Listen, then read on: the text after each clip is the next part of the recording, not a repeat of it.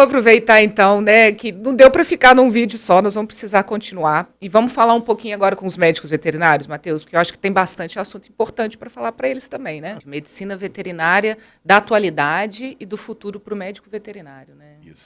Como é que nós estamos, Matheus? Vamos falar sobre isso, vamos falar sobre a nossa cultura atual da medicina veterinária junto com a... Eu acho que é importante a gente falar da inteligência artificial também, né? Como Impossível não falar, né? Exatamente. Então, assim, tem uma palestra minha que desde a Animal Health de 2023,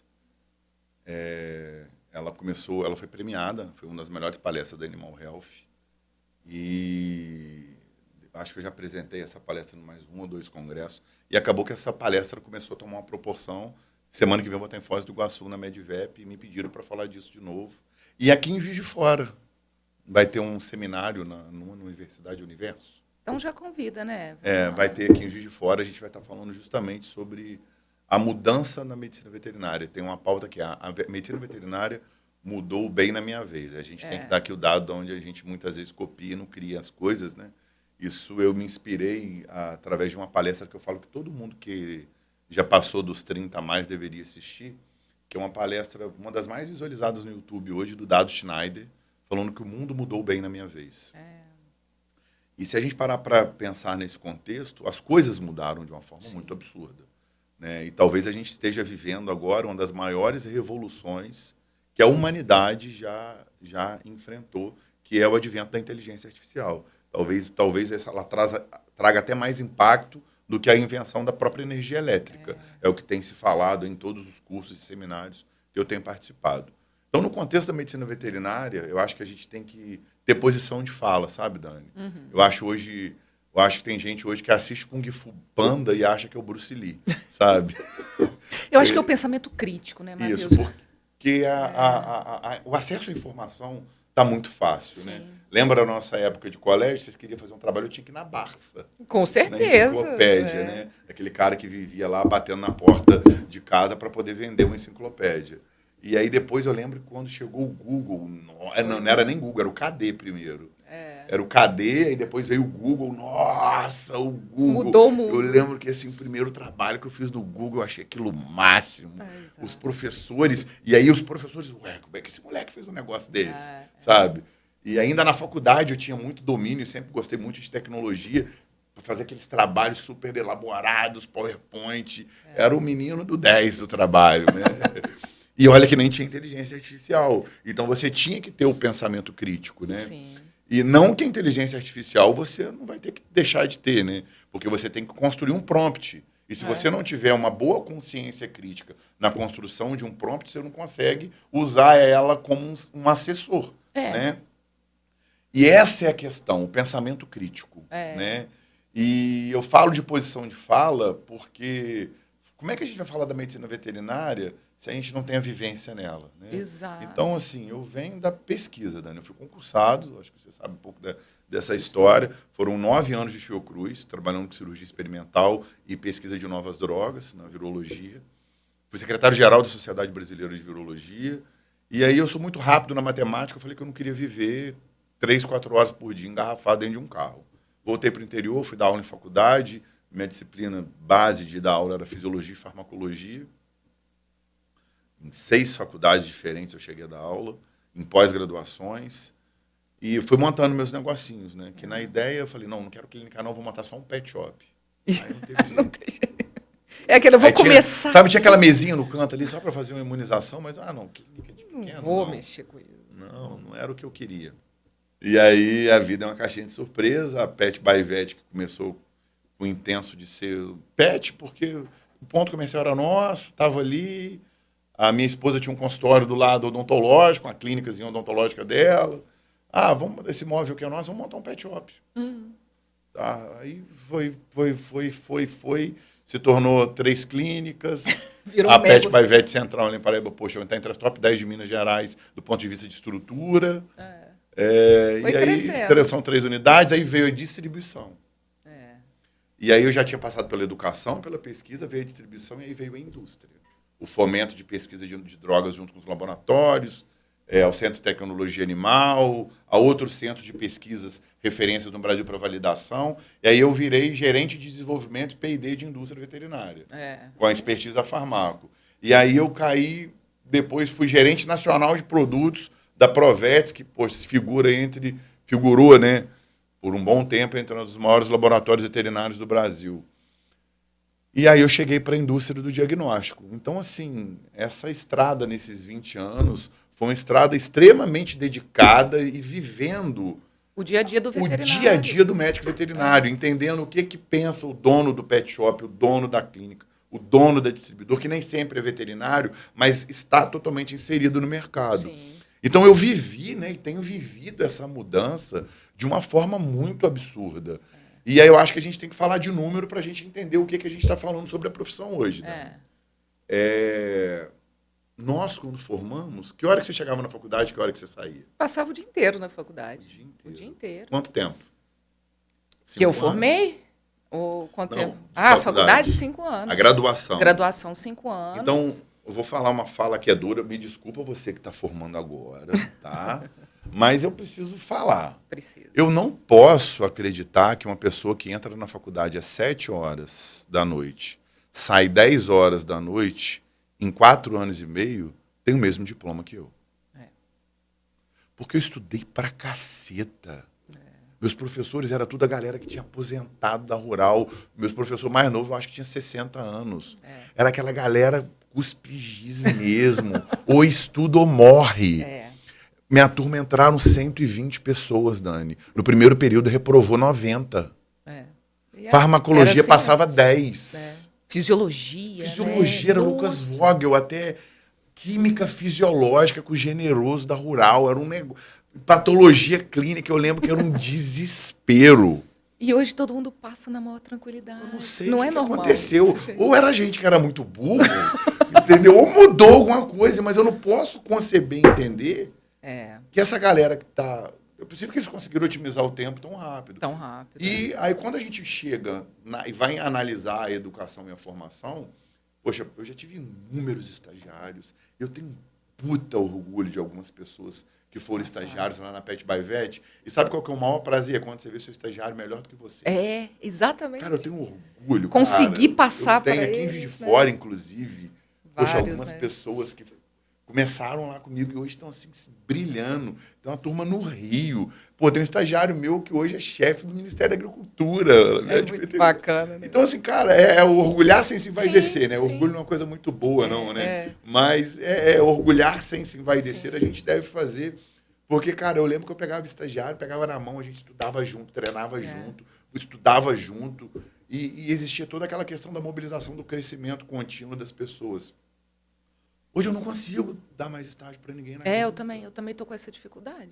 Não porque eu não quero, assim, porque o pessoal tá chegando da grande maioria das escolas, tá? Quantas escolas? Vamos pontuar aqui, isso é importante, né? Quantas escolas a gente tem no Brasil? Hoje, 540 faculdades de medicina veterinária. São mais faculdades de medicina veterinária no Brasil do que o mundo todo junto. Pois é. Porque criou-se uma política de investimento cego em educação superior para tentar entregar um número, mas de uma qualidade sem lógica e sem fundamento, estrangulando o conselho, quase que obrigando os caras a depois dar uma certificação profissional. Então, assim, o conselho tem que brigar mesmo, entendeu? Eu já teve algumas reuniões do conselho que eu fui até mal visto pelos conselheiros, pelos presidentes de conselhos, e eu sou amigo hoje de um monte. Tá? Eu tenho presidentes de conselho hoje assim, que me ligam para trocar ideia, para falar sobre a profissão. Eu estou rodando o Brasil todo, né, Dani? Eu virei o cigano da veterinária.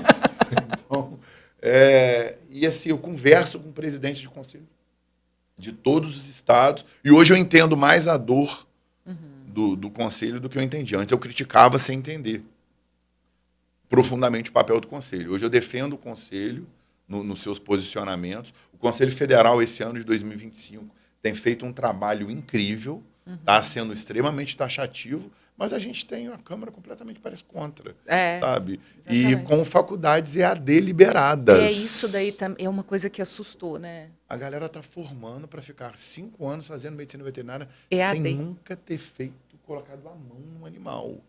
Então, assim, cara, que cenário é Que esse? nós estamos, exatamente. E aí ainda entra, né, toda essa além da medicina veterinária à distância, ainda entra todo esse que a gente estava falando, né, da evolução da tecnológica, que a gente tem inteligência artificial, e aí a pessoa não tem lá aquela, né, acaba fazendo uma graduação que fica mais ou menos, e aí ela vai se apoiar na inteligência artificial, só que eu sou totalmente, não acho jamais que a inteligência artificial vai substituir o ser humano. Isso não é a proposta. Tem muita gente que fica preocupado com isso. Vai substituir o médico veterinário, vai substituir o...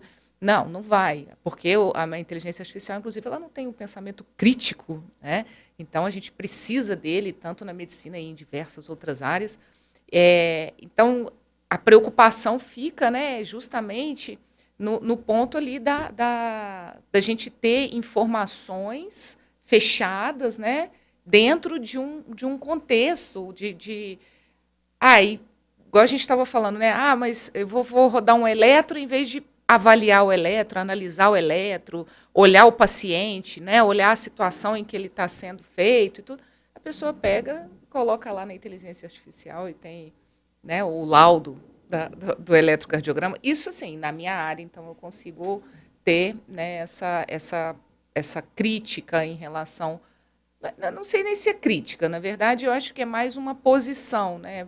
Isso me preocupa, porque ao invés de ter, né, de raciocinar em cima do caso, raciocinar em cima daquele paciente, a gente pega só um dado e coloca ali dentro e está feito o diagnóstico. Isso é preocupante, né, Matheus? Olha quanta coisa, Dani, a gente falou, né, e a gente contextualizou que hoje traz isso que eu chamo de um pouco de cenário do caos.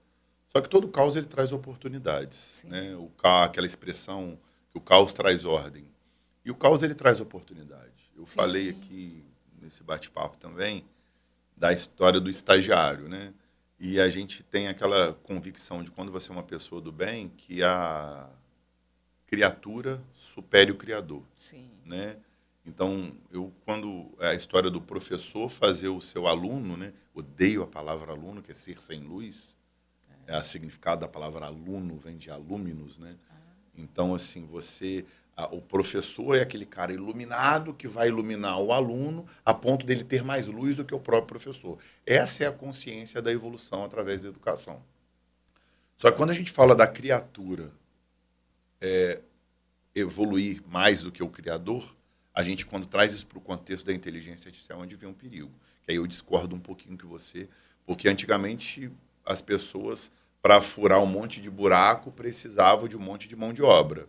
Hoje a máquina vai lá e faz isso. Então, hoje a inteligência artificial começou a substituir aquilo que é muito rotineiro do pensamento. Então, eu discordo assim, do ponto de vista que eu acho que a gente vai ser muito substituído. Vai. Então, mas assim, não completamente. Não completamente. Eu acho que mas o medo é o completamente. Pensa na história da criatura sobrepor ao Criador. Será que a inteligência artificial, da forma que a gente construiu ela, que o ser humano construiu ela não está sendo feita também para sobrepor as ações de muitas formas? E aí a gente cai para o cenário médico, é robô, é maquinograma, porque as pessoas têm que separar o joio do trigo. Eu sou extremamente defensor da tecnologia, eu aplico a tecnologia na minha vida. Eu acho que a minha clínica em Minas Gerais foi uma das primeiras a fazer imunoensaio por fluorescência de alta performance, de ter marcador cardíaco, oncológico e tudo. Agora, hemogasometria, tem 3 anos que a gente tem hemogasometria, que a gente estuda hemogasometria, ali no interior, entendeu? Agora, adianta eu pegar da mesma forma um eletro, um laudo hemogasométrico, um laudo de um marcador inflamatório não saber o que fazer do miocárdio e não saber o que fazer com ele? Acho que a minha questão, na verdade, era sobre isso. É você traduzir ali o que está escrito, mas não saber o que fazer com isso. Não é no sentido de dar o resultado, porque dar o resultado é... Né? E aí onde vem a nossa lacuna de entendimento? Eu não sei o que fazer com isso. Aí eu vou esperar que a inteligência artificial me diga o que eu tenho que fazer. Exato. E é o que está acontecendo. Tá? Exato. É nesse ponto que eu acho que eu queria chegar. É isso daí. Aí eu concordo com você plenamente. Você vê que a gente só precisa entender e racionalizar que o pensamento crítico ele tem que partir da gente, mas tem que ter alguém operando a ferramenta. Tá? A gente vai ter que utilizar, A gente tem que utilizar. E é fantástico. Não tem como não utilizar. Hoje eu tento associar os protocolos, os prontuários das clínicas a IA, para eu conseguir monitorar melhor se a gente está tendo um padrão de excelência. Isso. Óbvio que eu brifo as literaturas que eu quero que ele consulta, que é a inteligência, o banco de dados que eu quero que ele consulte para poder me dar as respostas que eu quero. E esse é o cenário do caos, sabe? E essa galera nova que está formando, essa molecada já vem chipada, né? O pessoal já nasceu com a tecnologia. A molecada vive com o celular na mão, com a inteligência da tecnologia muito à nossa frente da nossa formação. Então, a gente tem que se adequar a estar usando cada vez mais.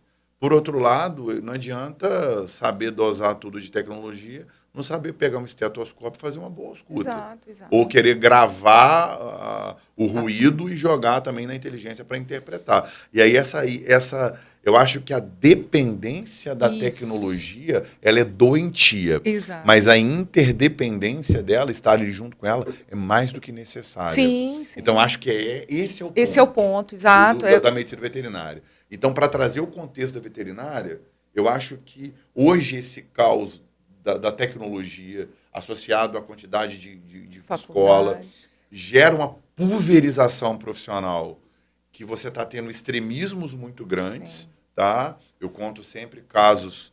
Essa semana eu estava na Cães e Gatos com o César Ribeiro, no workshop de gasometria. E para mim o César é um dos veterinários que eu mais respeito no Brasil, do ponto de vista técnico. Ele e o Rodrigo, eu sou tiete dos dois mesmo. Há 15 anos atrás eu sentava numa palestra para ver o Rodrigo, emocionado igual fã. Hoje eu tenho a oportunidade de, às vezes, a gente se falar. Eu falo isso, eu fiquei numa alegria quando eu vi ele no maior congresso de intensivismo do mundo. Bacana, ele como um dos palestrantes mais lá admirados, sabe? Porra, é brasileiro, cara, sabe? A gente tem que ter esse. Eu tenho o maior orgulho, eu mandei mensagem pra eles, sabe? Caceta, que legal. Parabéns, cara. E assim, e a gente tava junto lá conversando sobre isso, né? E assim, uma realidade muito maneira, o Cães e Gatos, o maior hospital veterinário do Brasil hoje, na minha opinião. São 600 atendimentos dia, particular. Tá, é uma rotina grande, né? 4 leitos de UTI. UTI, né? UTI. Vamos frisar essa palavra, né? UTI, né? Aquela coisa, tem um monitor ali, é UTI não. Não, quando tem o monitor, né? Entendeu? Tem um monitor ali, tem uma UTI, não tem ventilador, não tem nada. Ventilação, o módulo era o workshop de gasometria num dia e de ventilação no outro. Esse você tem que fazer, tá? Esse uma hora eu vou te levar. Nós vamos participar. Eu falo que 2 dias é uma faculdade, tá? Entendeu? A gente voltou de lá assim, cara, tem muito pra gente evoluir mesmo. Não, e assim, estudar é aquela coisa que isso daí é clichê, mas é real, né? A medicina e a medicina veterinária, você entrou, você começou, você não pode parar. Né? Além de estar evoluindo na parte tecnológica, ela está também evoluindo cientificamente. Então, a gente tem que estar sempre aí atento ao que está acontecendo. Né? Eu estou terminando agora esse mês. Hoje mesmo estou indo para São Paulo para terminar o último módulo da pós de pneumo. E, assim, eu sempre tive a premissa de que eu não sei nada. Aí, a hora que você vai fazer a pós, você fala, nossa, realmente, eu não sabia nada de pneumo, né? E eu acho isso importante porque você acaba tendo que procurar, estudar mais, porque a gente tem aquela sensação, né? Poxa, eu já estou com 20 anos de formado, alguma coisa, né? Aí você vai estudar, você fala, caramba, ainda bem que eu achava que eu não sabia, né? Porque eu não sei, e continuo sem saber, né? É tanta coisa pra gente conversar, que eu tô rindo aqui, porque você vai falando um monte de coisa, vai me dando um monte de gancho. Porque eu não sei se você lembra que a gente botou muita pilha pra fazer pneumo, foi eu, cara. Foi, eu lembro. Você falou, Dani, mas você tem que fazer pneumo. Você tem que fazer pneumo, Dani. Não, aí eu entrei, é aquela coisa, né? Você chega, eu brinco que é assim. Não, eu vou chegar ali na beiradinha, eu vou colocar a ponta do pé na água. Vou ver qual é, né? Vou ver se tá quente. Não, tá gostosa, eu vou colocar mais um pouquinho. A hora que você vê, você fala, putz, agora eu vou ter que fazer... Lascou. Não, agora eu vou ter que fazer, né? Eu vou ter que ir lá estudar um pouco sobre ventilação. E assim você vai. Você não para. E isso que eu acho que... E isso é o interessante, é o que a gente quer trazer para quem está fazendo medicina veterinária e está se formando ou acabou de formar. Tem que gostar, tem que querer, tem que, né, correr atrás. pegar a tecnologia, ela vai ajudar, ela vai fazer parte, ela faz parte, mas a parte científica, o estar ali, pegar o animal, olhar para ele, né? Igual a gente tem aula prática lá em São Paulo, né? Como que uma pessoa vai fazer uma pós-graduação EAD sem avaliar? Como é que ele vai conseguir auscultar né, um coração, um pulmão de longe, só assim, pelo barulho? Não tem. O gancho né? que você falou, eu vivo isso, tá, Dani? Porque o conhecimento ele é como se fosse uma ilha, né? Quanto mais você vai expandindo o seu conhecimento, mais a borda da ilha vai crescendo. E aí você vai tendo aquela sensação de... Nossa! Porque se a borda da ilha está crescendo, mais está aumentando a sua visão para esse mar gigantesco, né? Então, quanto mais eu sei, mais eu tenho a sensação do que eu não sei. Já dizia todos os grandes filósofos aí do mundo. Mas né? É uma real. E a gente está filosofando, e essa é a realidade da medicina veterinária. A nossa profissão ela é muito rica. Muito. Né? A gente está aqui, poxa, focado nas nossas discussões, até pela nossa formação e nossa capacitação, na clínica médica de pequenos animais, de maneira geral. Mas, cara, olha quanto conhecimento acumulado a medicina veterinária carrega dentro do seu princípio de saúde pública, de tecnologia de alimento e de vigilância sanitária e de... Nossa! A medicina veterinária... A clínica de grandes, o animal atleta, a produção animal. Então, assim, esse cenário, eu entendo que ia chegar uma hora que ia ser difícil o cara chegar ali na graduação e em 5 anos ele ser esse profissional todo. Tá? Então, é óbvio que as especializações precisam dar esse rumo e existir, mas hoje a gente está com uma grande quantidade de profissionais, uma pulverização muito grande. Aquilo que eu falei, as pessoas competindo realmente por preço e é impossível. Senhores veterinários, senhores tutores, não existe duas coisas que se associam, que é preço e qualidade. Qualidade, né? Você vai num restaurante, você quer comer uma comida maravilhosa. Você não vai comer um filé mignon de R$10, cara. Não tem como, não vai existir. Então, assim... E vai ter o profissional que vai optar o caminho do preço. Vai, exato. E vai ter o profissional que vai optar pelo caminho da qualidade.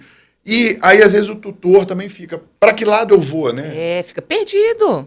Aonde que é? E aí, você tem que saber que quando a miséria é demais, o santo tem que desconfiar. Tá entendeu? Não tem como. A excelência... ela custa. Eu falei isso para um estagiário meu, assim, isso ficou marcado em mim, essa conversa com ele, né? Ele falou comigo, Dani, porque eu tenho que colocar um preço mais barato que o seu para eu poder entrar no mercado.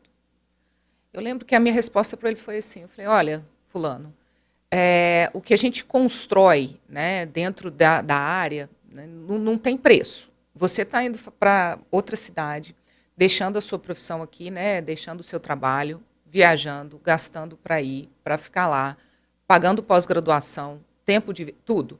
Você acha mesmo que não tenha valor o que você está investindo? Porque se você começar a colocar um preço cada vez mais barato para competir, o que você está investindo de tempo, de vida, de tudo, daqui a pouco não vai ser... Você não vai conseguir nem cobrar. Né? Se todo mundo pensar como você... não, eu vou fazer mais barato que o fulano já está mais barato que o fulano. Não, você tem que pensar quanto vale o seu trabalho, né? Quanto vale a minha vida, o meu tempo, o que eu me esforcei. Então, o preço ele não pode ser dado pelo concorrente, ele tem que ser dado por você, o quanto você acredita no que você está fazendo, no quanto você se dedicou. Então, esse é o segredo, né? Você ter segurança do que você está fazendo, para que você possa colocar um valor que você ache justo pelo que você está fazendo. Tem uma historinha assim, né, de computador, você já ouviu essa? Que a moça chama o rapaz na casa dela para arrumar o computador, porque não estava funcionando. Aí ele vai lá e só muda uma pecinha. Aí ele vai lá e cobra dela, sei lá, vamos dizer, R$500. Ela fala, que isso? R$500 para mudar a pecinha? Aí ele fala, não, são R$500 para saber qual pecinha mudar, de que forma, em que momento. E é exatamente isso dentro da medicina, dentro de qualquer área. Você não está cobrando só aquele serviço, você está cobrando também pela qualidade do serviço que você está prestando e pelo seu conhecimento. Né? Pela certeza de estar trocando a pecinha certa. Pela certeza de estar trocando a pecinha certa. Eu brinco que o que eu mais faço hoje dentro da Vetincor, dentro da cardiologia, né, é tirar a medicação, Matheus. É apavorante. Ontem mesmo atendi uma paciente de 4 anos, tá? Pequenininha, que estava tomando Pimobendan há 1 ano, né, numa outra cidade. Ela veio de outra cidade para eu atender, porque a tutora falou, eu preciso de uma opinião de alguém que esteja na área, porque me passaram Pimobendan, um fez o eletro, outro fez o eco, chegaram à conclusão de que ela precisava da medicação. Ela está tomando a medicação há 1 ano. Eu falei, não, vamos avaliar. Avaliei a paciente e tal. Ela não tem nada, Matheus. Ela não tem nada. Fiz o eco dela, mostrei, falei, olha, para mim ela não tem nada e tudo, a gente não precisa da medicação. Então, assim, e é o que eu mais faço hoje. Olha como é triste. Né? Assim, a gente pensar que é aquela coisa que a gente falou mais lá no começo. É aquela coisa de você pegar a teoria e aplicar ela como uma receita de bolo. Ah, então é isso, então é isso. E não olha o paciente, né? Ninguém olha a causa, né? Não olha a causa. Prato é feito. E outro detalhe, sabe por que passaram o Pimobendan? Porque ela estava tossindo. Aí fizeram o eco, viram alguma coisinha que eu não sei o que foi, né? Porque no meu exame não tinha nada, enfim. E passaram o Pimobendan, porque o Pimobendan, né? Paciente cardiopata é Pimobendan hoje em dia, né? Então, é moda. Antes era o Fortecor. Era o Fortecor, agora é o Pimobendan. Então, esse pensamento crítico, né, de perceber que esse paciente não precisa de medicação naquele momento, que não tem nada, a inteligência artificial não vai substituir. Porque se eu colocar lá no chat GPT, o paciente tem isso, isso, isso, ele pode virar para mim e falar, ele pode responder para mim que ele precisa. Mas ele não está vendo o paciente, ele não está vendo o contexto, ele não está vendo nada, né? Então, é complexo. Assim, a gente gravou outro vídeo falando sobre longevidade, para a gente não voltar no mesmo assunto, que a gente fala sobre a questão da proporção de pessoas que levam os animais no veterinário. Tá? Depois assiste lá. Assiste lá, é verdade. E ficou bom aqui. Ficou bem legal, mas é no sentido de que, apesar de todo esse cenário, Dani, que eu costumo falar do caos, né, da medicina veterinária, e que ela mudou bem na minha vez, eu vejo muito futuro positivo para a nossa profissão, sabe? Eu sou muito otimista e desde a graduação eu era antipatizado para aquele professor que entrava para a sala de aula para falar mal da profissão. Não, e até tem veterinário que fala ganha mal, que a gente é isso. Não. Você quer ganhar dinheiro, você vai fazer medicina. Eu escutei muito isso de alguns professores. E tem muita gente que ainda pensa assim, né? Falar, medicina veterinária não dá dinheiro. Que isso, gente? Eu acho que não existe profissão nenhuma ruim, de boa, tá? Eu acho que tem pintor ganhando muito mais do que alguns médicos veterinários, tá? Sim. Depende da qualidade do serviço que você entrega. É isso que a gente falou. E daquilo que você quer se aprimorar para fazer. E daquilo também que você faz com amor, com prazer, com dedicação. Porque para mim é impossível associar algo que você vai fazer o resto da sua vida inteira se você não tiver prazer na execução. Então, assim, vejo ainda de verdade que o caos ele é um momento de oportunidade. E a oportunidade na medicina veterinária hoje está nessa racionalização do conhecimento e aplicação consciente das tecnologias. Sim. E aí eu tenho que puxar logo a sardinha, que é o que eu acredito, né? O médico veterinário, ele está trabalhando cada vez mais a questão da descomoditização, né? De você trazer para a sua formação a rentabilização do que você investiu na sua profissão. Exato. Então, por exemplo, os negócios mais equilibrados hoje é que conseguem gerar suas próprias demandas para atendimento, entender o paciente cada vez mais cedo e gerar as prescrições conscientes, tanto terapêuticas quanto preventivas. Sim. Eu vivo isso na minha prática pessoal.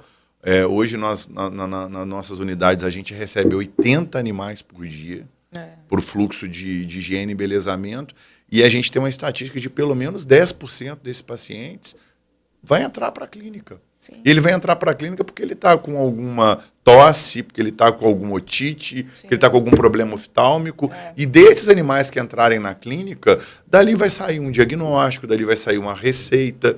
E a gente tenta associar essa engrenagem para gerar realmente um aumento do ticket médio, que é o que dá a nossa sobrevida. A gente ganha um pouco menos, mas a gente ganha no volume. E de atender com excelência e entregar uma experiência positiva para o cliente. Com a certeza. experiência do cliente. Isso Né? é fundamental. O sucesso do nosso negócio... você já fez NPS na Vertincor? Já. Cara, isso é essencial. Você tem que fundamental. fazer uma vez por ano. Você tem que saber se o seu cliente está satisfeito com o seu atendimento. É ele que paga a sua conta, não é o cão, entendeu? E a gente trabalhar o ticket médio, porque às vezes aquele tutor, você vai sair dali, você vai pedir um exame que você não realiza ali.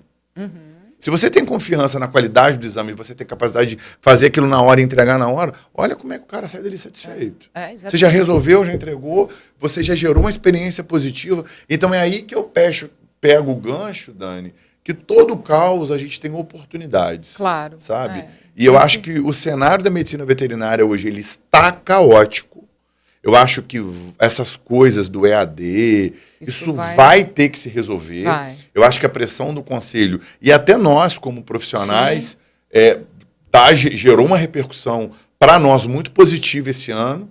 Tá? Muitos deputados, senadores que estavam a favor dessa verticalização da educação mudaram um pouco a fala, assustaram com os impactos. Então, eu acho que a gente pode ter um cenário positivo aí no próximo ano. Tá? Esse ano, eu acredito que aconteça muita coisa, mas não. Mas acho que a gente vai ter um cenário positivo. Então, desse caos, eu acho que a gente tem oportunidades. Tem muita oportunidade. Tá? Obrigado pelo convite. Nossa, obrigada a você. Eu fiquei muito feliz pelo aceite. Eu sou um grande admirador do seu trabalho aqui em Juiz de Fora. E obrigado pela oportunidade. Obrigadão. Espero que vocês também gostem do bate-papo.